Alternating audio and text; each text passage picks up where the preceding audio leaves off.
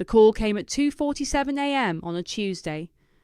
I know because I stared at my phone for a full 10 seconds before answering, wondering who dies at 2:47 a.m. on a Tuesday. Angelina, this is Piper, your father's night nurse. You need to come in. His breathing is laboured and we're concerned about... I was already pulling on jeans. I'll be there in 20 minutes.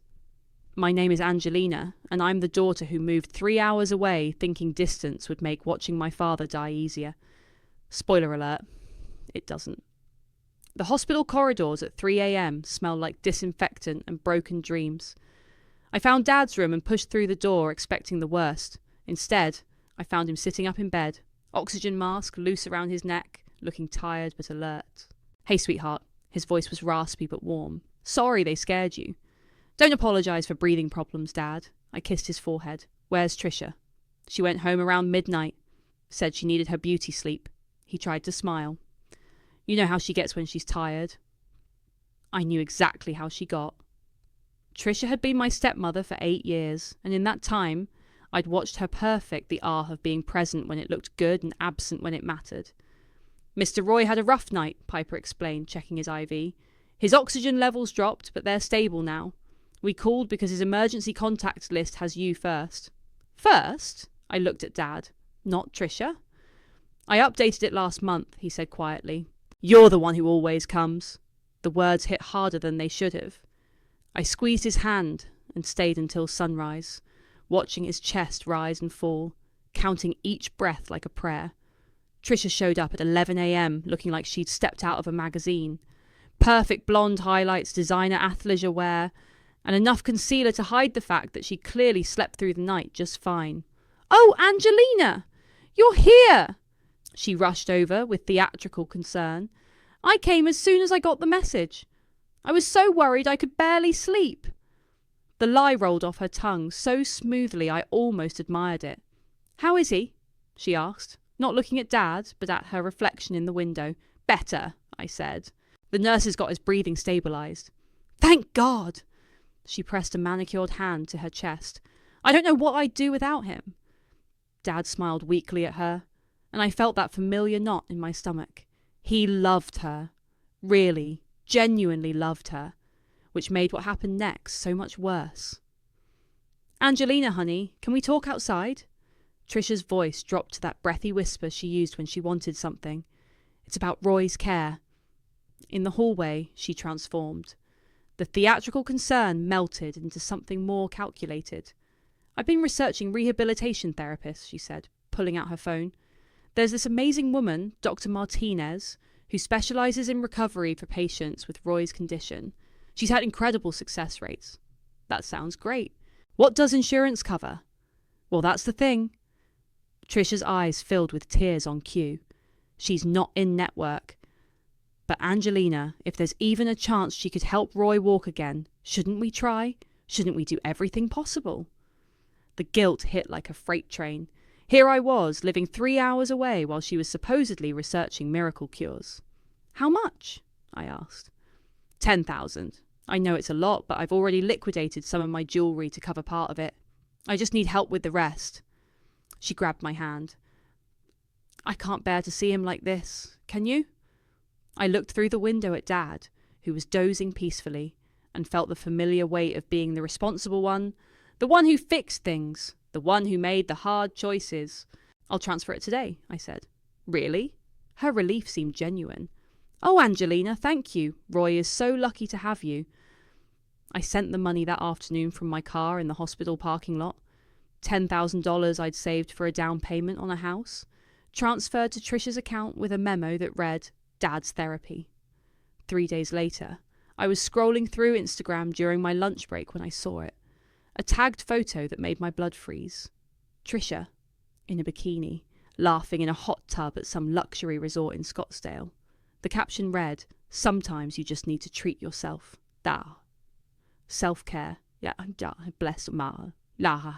Living my best life. Posted yesterday. While Dad was struggling to breathe in a hospital bed. I stared at that photo for so long my screen went dark. When I turned it back on, she was still there, still laughing, still spending money that was supposed to save my father's life.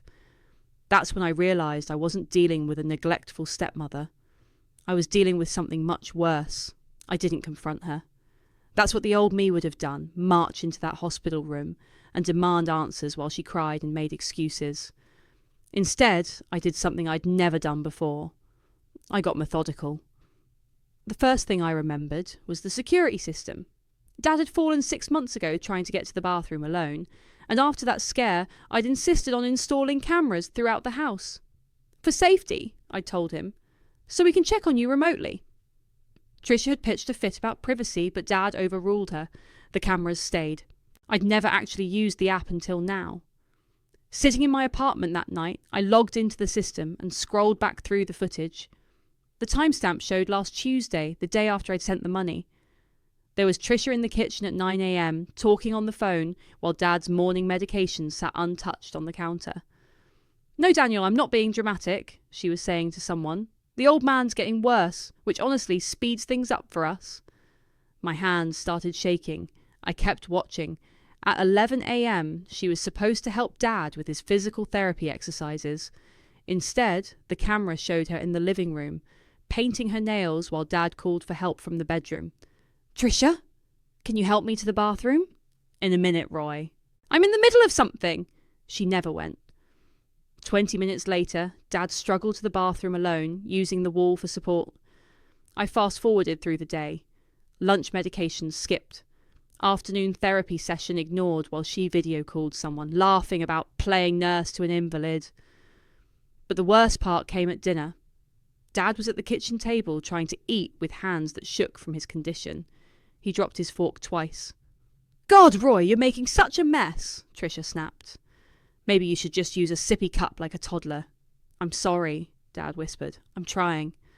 "Try harder. Or don't. The will's almost mine anyway." She said it so casually, like she was commenting on the weather. I slammed my laptop shut and walked to the bathroom, where I threw up everything I'd eaten that day. When I came back, I opened the laptop again and kept watching. I had to know how deep this went.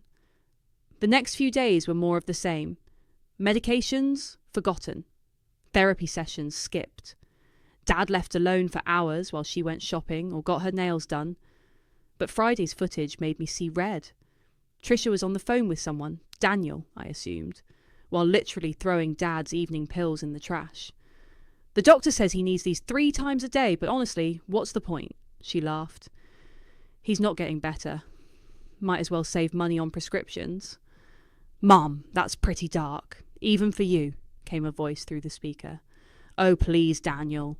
Don't go soft on me now. We've been planning this for years. A few more months and we're set for life." "What if Angelina finds out?" "She won't. She's 3 hours away playing tech girl, and she feels too guilty about not being here to ask hard questions.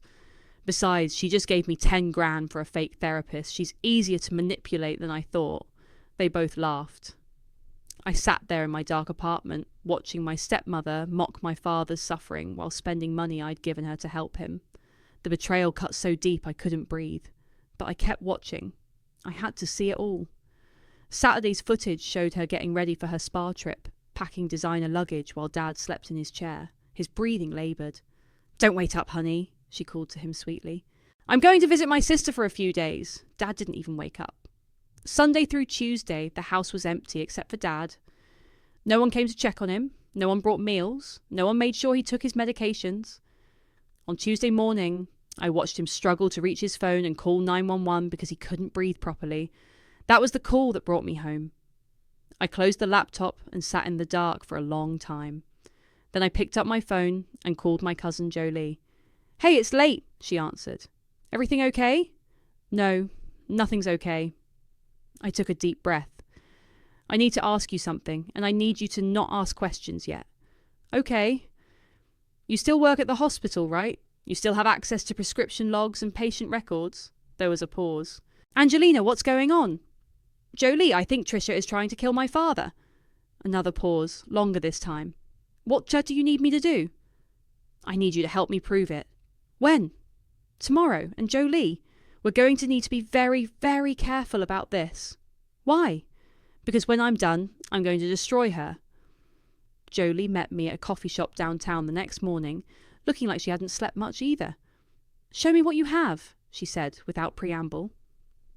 I pulled out my laptop and played the footage of Tricia throwing away Dad's pills. Jolie's face went pale. Jesus, Angelina, this is elder abuse. It gets worse.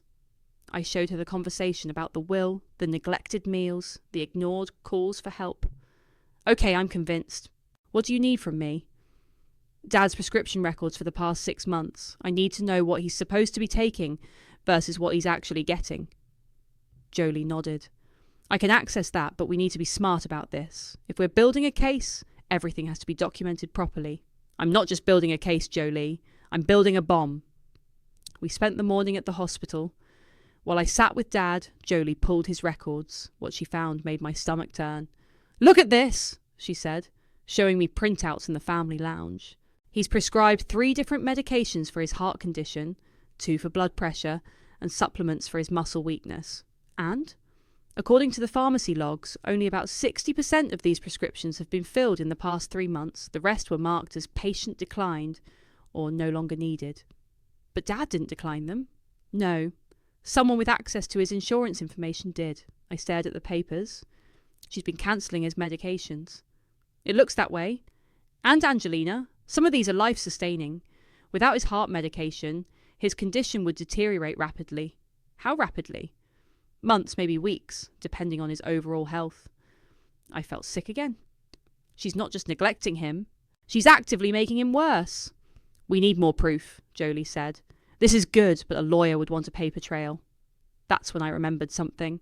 She's been using the family computer for everything. Same Wi-Fi network as the security cameras. So I might be able to recover deleted texts, emails, browser history. If she's been planning this, that's probably illegal. So is elder abuse. Jolie looked at me for a long moment. What do you need me to do? That afternoon, while Tricia was at the hospital putting on her devoted wife act, I went to Dad's house. The family computer was in his office, and I'd helped him set up the cloud backup system months ago. It took me 2 hours, but I found everything. Deleted text conversations between Tricia and Daniel going back 8 months. Browser history showing searches for how long can elderly survive without heart medication, and signs of natural death in elderly patients. But the smoking gun was an email thread between Tricia and someone named Marcus, who appeared to be a lawyer. The will is airtight, Marcus had written. As his spouse, you inherit everything unless he changes it. But if there's any suspicion of foul play... There won't be, Tricia had replied. He's old and sick. These things happen naturally. His daughter lives 3 hours away and barely visits. No one will question it. What about the son? Daniel knows the plan. He'll back up whatever I say. And the money you mentioned? I've been testing the waters. Asked the daughter for $10,000 for a fake therapist. She sent it immediately. She's so guilty about not being here, she'll believe anything. I printed everything. Then I called Marvin, Dad's lawyer. Angelina, how's your father? Not good, Marvin, and I think I know why. Can you meet me somewhere private? I have something to show you. We met at his office an hour later. I spread everything out on his conference table. The camera footage, the prescription records, the deleted texts, the emails. Marvin studied it all in silence, his face getting darker with each page. This is attempted murder, he said finally. Can we prove it? With this evidence, absolutely. The question is what you want to do about it. I want to destroy her. Completely, publicly. I want everyone to know what she is. Marvin leaned back in his chair. There are legal ways to handle this. We could file charges, get a restraining order, contest any will changes. Or we could be more strategic. Your father's birthday is next week, right? Tricia's planning that family gathering at the hospital? How did you know about that? She called me yesterday. Wanted to make sure I'd be there with the will, just in case something happens to Roy during the celebration. His expression was grim. I had my suspicions before, but now what? Now I think it's time we gave her exactly what she's asking for. He smiled, and it wasn't a nice smile. But first, we need to make sure your father is protected. What do you mean? I mean we're going to change his will, tonight, and we're going to make sure Tricia doesn't get a single penny. Can we do that? With this evidence of elder abuse, we can do whatever we want. He started gathering the papers. But Angelina, if we're going nuclear, we need to be prepared for the fallout. I'm ready. Are you?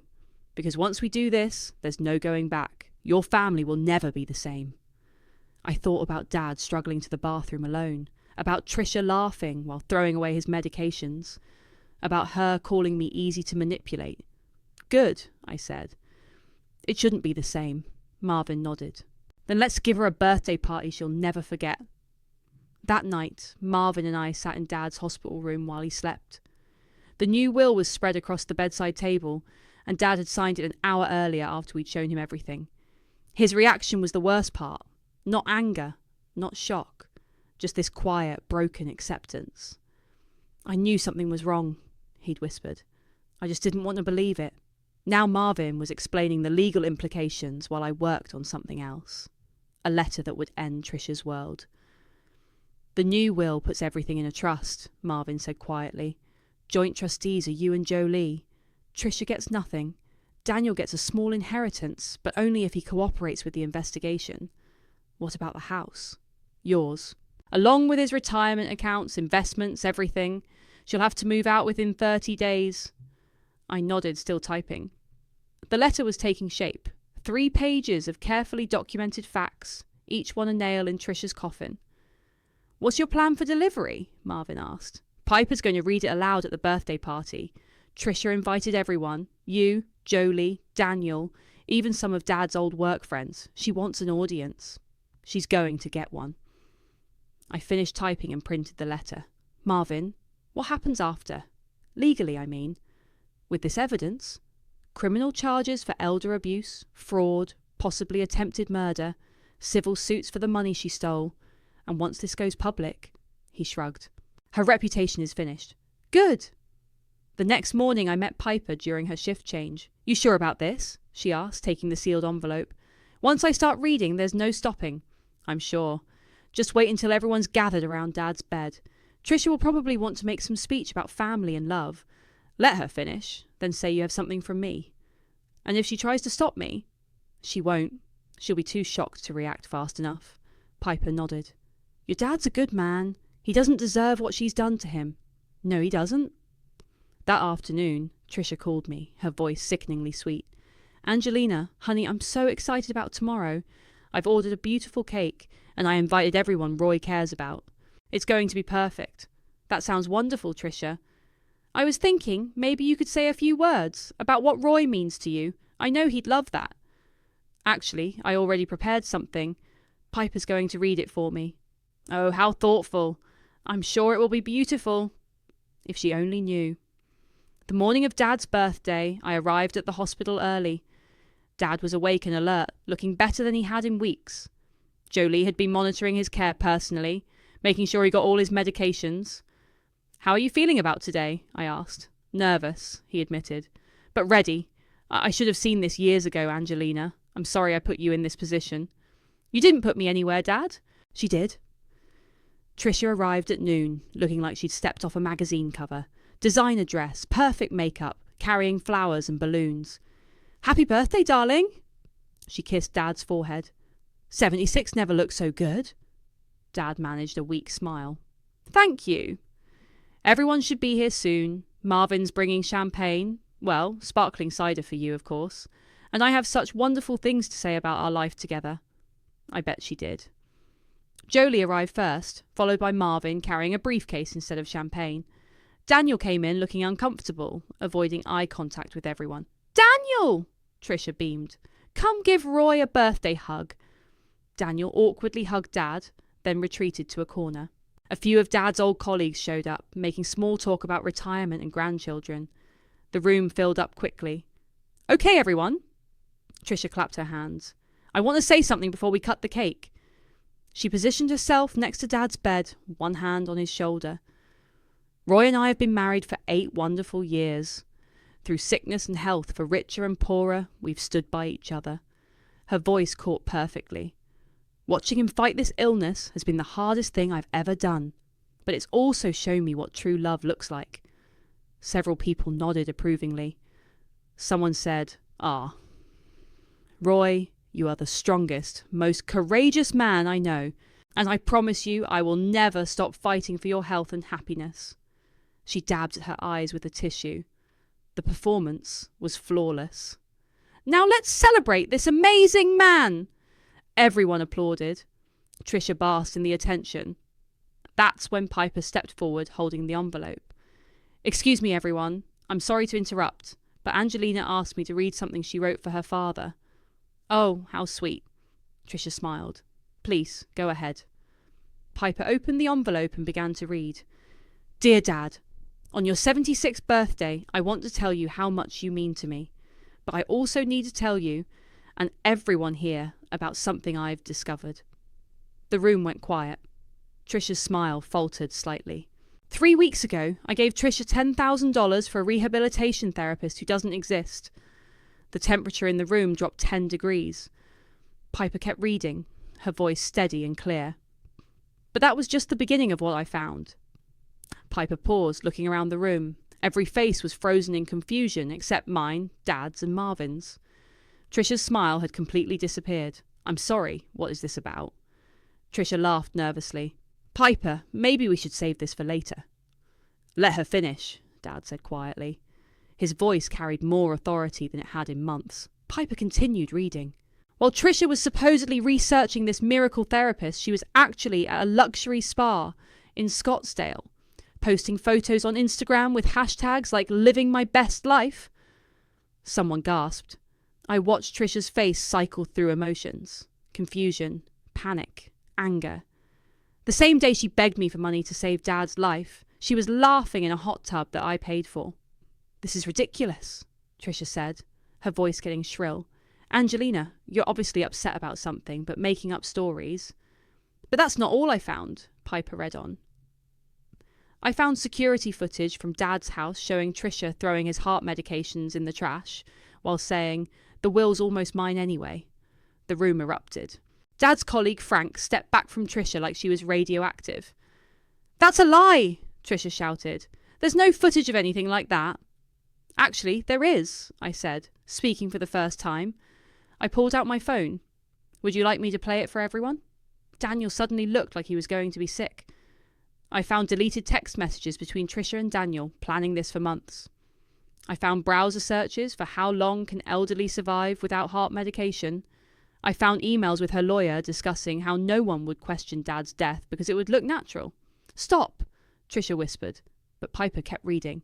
I found prescription records showing that 60% of Dad's life-saving medications have been cancelled over the past 3 months. Someone with access to his insurance information marked them as no longer needed. Oh my God, said Margaret, one of Dad's old friends. Trisha, is this true? Of course it's not true. Angelina is having some kind of breakdown. I found bank records showing Trisha created fake invoices for medical equipment that was never purchased.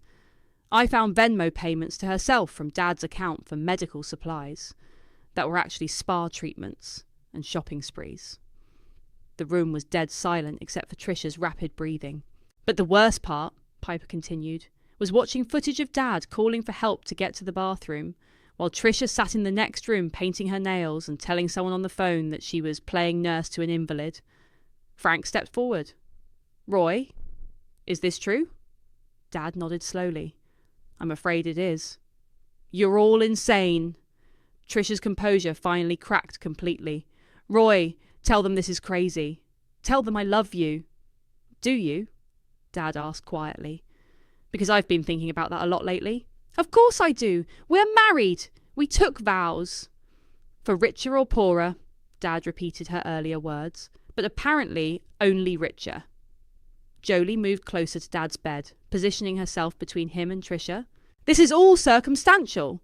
Trisha was getting desperate. You can't prove any of this. Actually, Marvin said, opening his briefcase, we can prove all of it.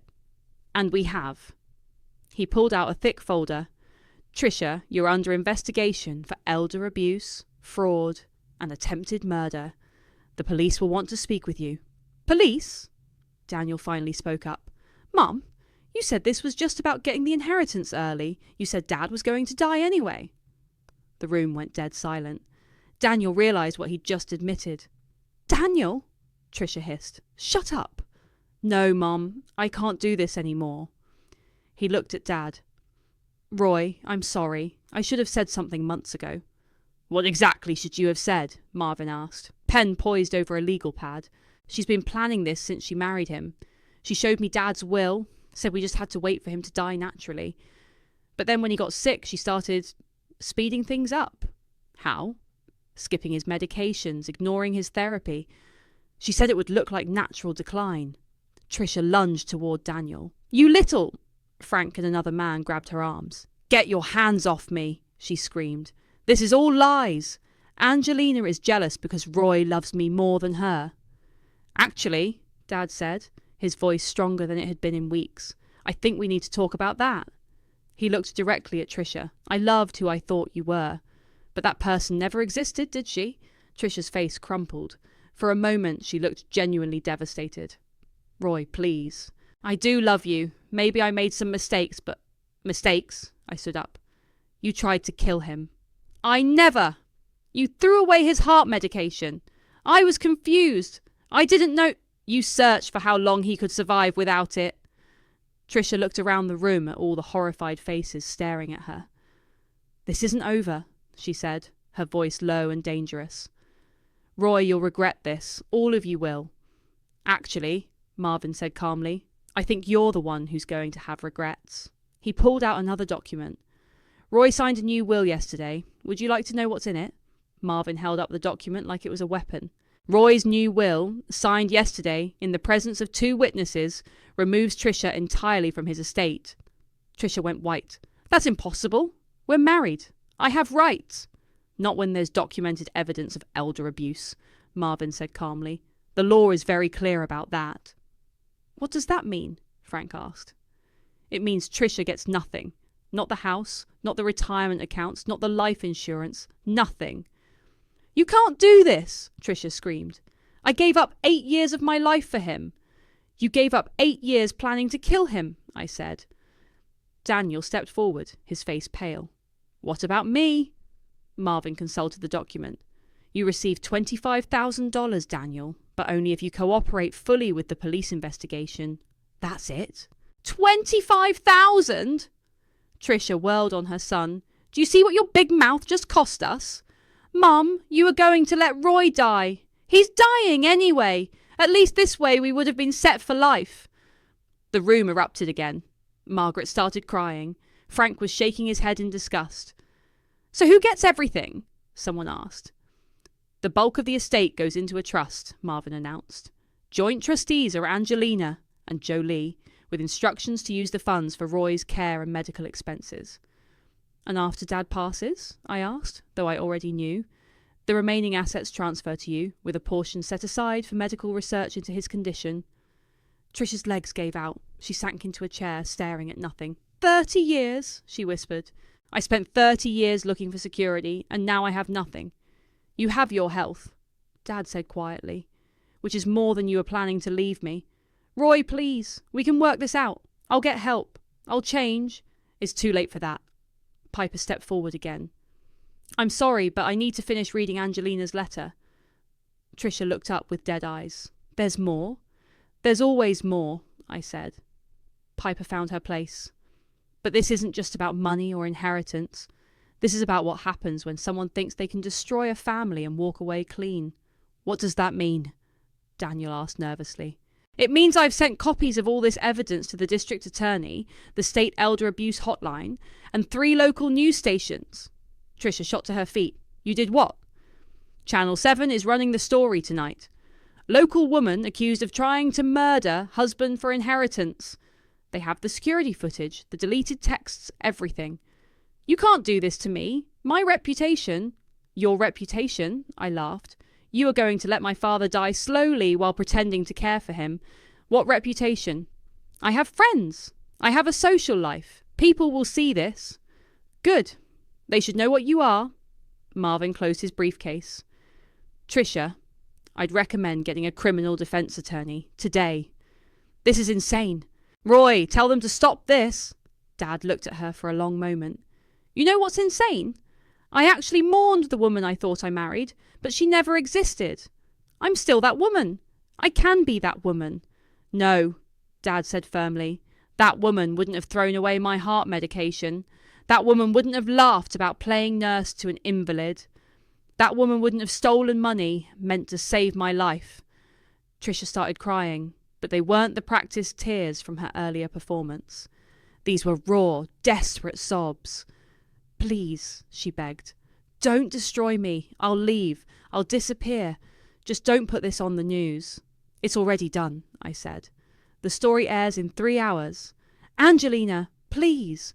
I'm begging you. Did you listen when Dad begged for help getting to the bathroom? She flinched like I'd slapped her. Did you care when he called your name and you ignored him? I was stressed. I wasn't thinking clearly. You were thinking clearly enough to research how long he could survive without medication. Daniel stood up abruptly. I need to go.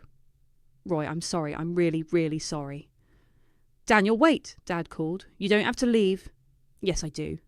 I knew what she was doing and I didn't stop it. I'm as guilty as she is. No, Dad said firmly. You were manipulated by your mother. That's different. Is it? Yes. Because you're trying to make it right now. That matters. Daniel nodded, tears in his eyes. I'll talk to the police. I'll tell them everything. Thank you. Tricia watched her son walk out, then turn back to the room full of people staring at her with disgust and horror. This isn't over, she said, her voice shaking with rage. I'll fight this. I'll prove you're all lying. With what evidence? Marvin asked. We have video footage, deleted texts, prescription records, bank statements, and your son's testimony. What do you have? Tricia opened her mouth, then closed it. That's what I thought, I said. Security appeared in the doorway. Someone had called them. Ma'am, we need you to come with us, one of the officers said. Why? I haven't done anything wrong. Actually, the officer said, we have a warrant for your arrest. The officer stepped into the room, his partner right behind him. Patricia Walton, you're under arrest for elder abuse, fraud, and conspiracy to commit murder.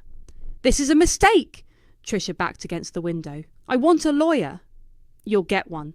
Turn around and put your hands behind your back. Roy! She looked desperately at Dad. Tell them this is all a misunderstanding. Dad closed his eyes. Officer, please do what you need to do. The handcuffs clicked into place.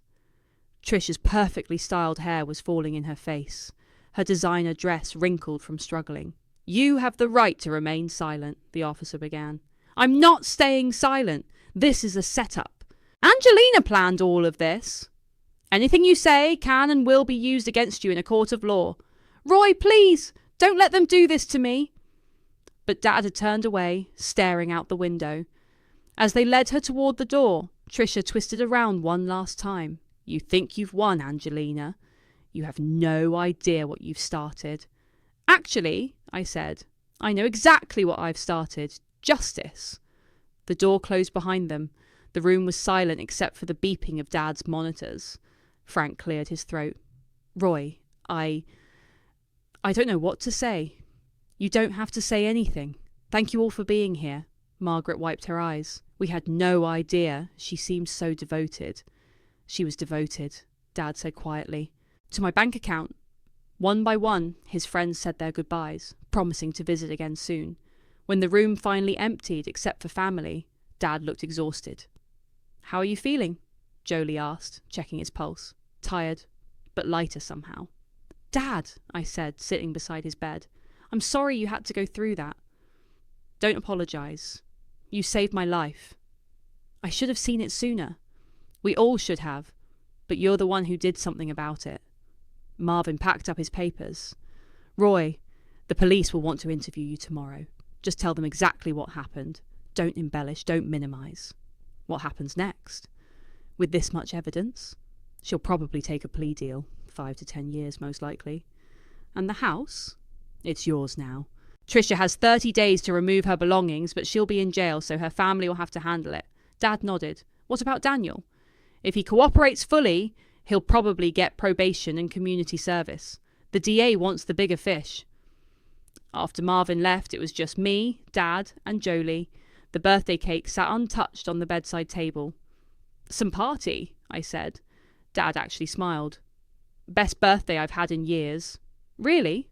Really, I finally know who my real family is. Jolie squeezed his hand. We're going to take good care of you, Uncle Roy. I know you will. My phone buzzed. A text from an unknown number. This isn't over. You destroyed my life for nothing. He's going to die anyway, and now you'll have to watch it happen, knowing you could have just let nature take its course. I hope it was worth it. I showed the text to Jolie. She's texting from jail? Jolie asked. Probably her one phone call. I deleted the message and blocked the number. What did it say? Dad asked. Nothing important. But Dad knew me too well. Angelina, I sighed. She said this isn't over, that you're going to die anyway and I'll have to watch. Dad was quiet for a moment. She's probably right about one thing. I am dying. Dad, let me finish. I am dying. But now I get to die surrounded by people who actually love me. I get to die with dignity, with proper medical care, with my daughter holding my hand instead of someone counting down the days until she inherits my money. Tears started falling before I could stop them. You gave me the greatest gift possible, Dad continued. You gave me back my life. However much time I have left, it's mine again. I love you, Dad. I love you too, sweetheart, more than you'll ever know. Later that evening, I was in the hospital cafeteria when Daniel found me. Can I sit? I nodded. I talked to the police for 3 hours, he said. Told them everything. How do you feel? Terrible, relieved, scared. He rubbed his face. I keep thinking about all the times I could have stopped this. Why didn't you? Because she's my mother. And because... He paused. Because I was scared of her. I've been scared of her my whole life. What do you mean? She's not just manipulative with other people. She raised me to be afraid of disappointing her, afraid of not being useful to her plans. I studied his face. Are you making excuses? No, I'm explaining, not excusing. What I did was wrong. What I didn't do was worse. So what now? Now I try to make it right. I'll testify against her if I have to. I'll help however I can. And after that? I don't know. Start over, I guess. Figure out who I am when I'm not afraid. I looked at this man who'd helped his mother try to kill my father and felt something I didn't expect. Pity. Daniel? Yeah? Don't waste the chance she never gave Dad. Don't waste your second chance. The news story aired that night while I sat with Dad in his hospital room. We watched Channel 7's investigative report together, seeing Trisha's mugshot flash across the screen alongside security footage of her throwing away his medications. Local woman arrested for elder abuse, the anchor announced.